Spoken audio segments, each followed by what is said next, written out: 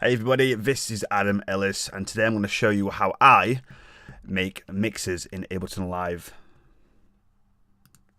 Fairly simple. I've got a live session. It's a brand new session. I'm going to get an audio channel, and what we're going to do is we're just going to put an EQ free on there. There you go. And what we're going to do is we're going to look to get the gain and the low end automation. So on the mixer, I'm going to use track volume. I'm going to add EQ free. Is it gain low? I think it's gain low. I've actually done it the wrong way around though, actually, so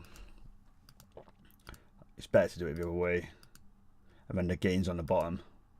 I just like it like that. Personal preference. Mixer track volume, perfect. So we've got the track volume, and then we've got an EQ.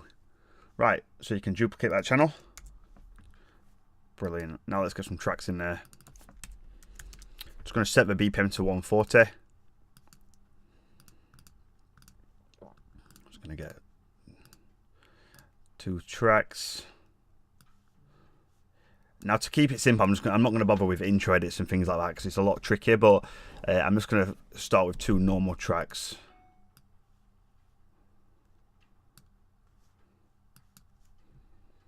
So we've got this one here, Stroller. Let's get another one which is 8. So it's mixed in key, and that is Arctic Moon, True Romance. Now when you put all your tracks in, it's best to move them out of the way. And as you get further along, you know, they're going to get smaller and stuff. But what we need to do is we need to warp these tracks. So all you're going to do is you're going to double click on the track. Now it helps you loads if you've analysed your tracks, because I know this track is 138, and that's going to help us loads. So all I'm going to do is zoom into the first beat of the track. In this case, it's right at the start. And all you do is you click on this yellow marker and go set 1-1 here. And you go warp from here straight. And I also just type in the BPM just in case. And that's it, it's warps, but we'll check at the end. Just make sure that it's in time.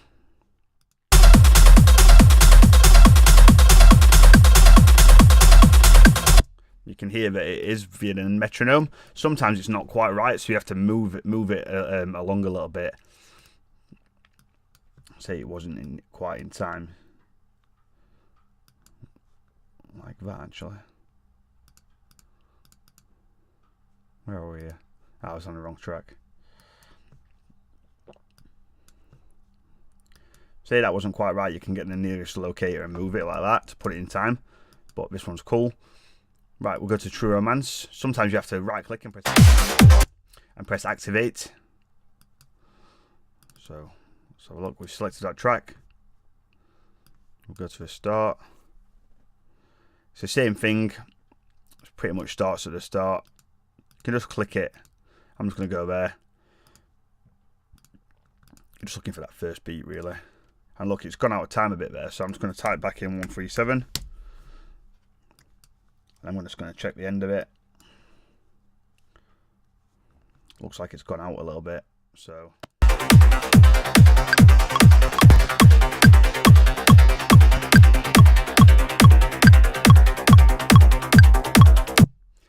It does this sometimes. I'm just going to put it back in. Some tracks are a bit dodgy to warp. It's because I might have messed about with it at the start. I'm just going to go and set one from here, straight, 137.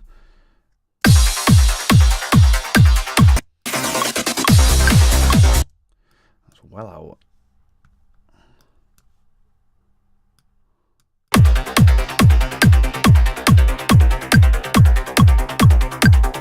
Some tracks are just fucked. I don't understand what's going on there. I'm not sure really. We'll try this one instead.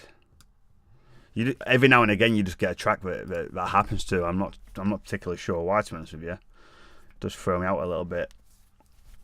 Not to worry though. It's good that you've seen that because you know this shit happens. So we'll go to this one instead. You can see there's more silence between this one, so It's debatable where to click it at the start. I mean, with that zoomed in, it's not going to make much of a difference. But if you zoom out a bit, you can see, there you go. That's more of a start. 138.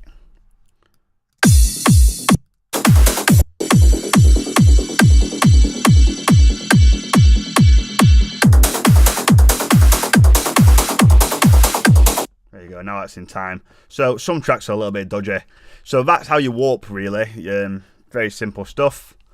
Right, now what we're going to do, say I've got 10 or 15 tracks, I will now go through and I will put them all where I want to mix them first before I do any mixing. I used to put it where it should go and then mix it, and that just takes so much longer. So it's best to just put all your tracks in, warp them all, put them where they should all go, and then do the mixing. So we're just going to come at the intro here. I'm going to turn the gain down because if not, it's going to be super loud.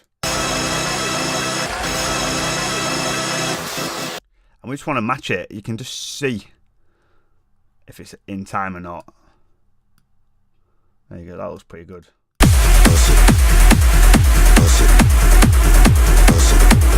If I put it out a little bit, look, put it where it was before.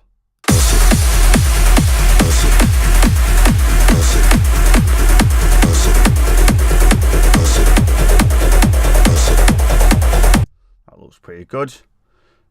These are mixed in key, so we'll aim to do the mix here. So you go through and you do that to all your tracks, and then I'll do the mixing. So I like to just use the gain and the low end, and I just keep it nice and simple. I've seen people do it crazy mixes where they're constantly going up and down and loads of dodgy stuff. Look, just keep it simple, man. In and out.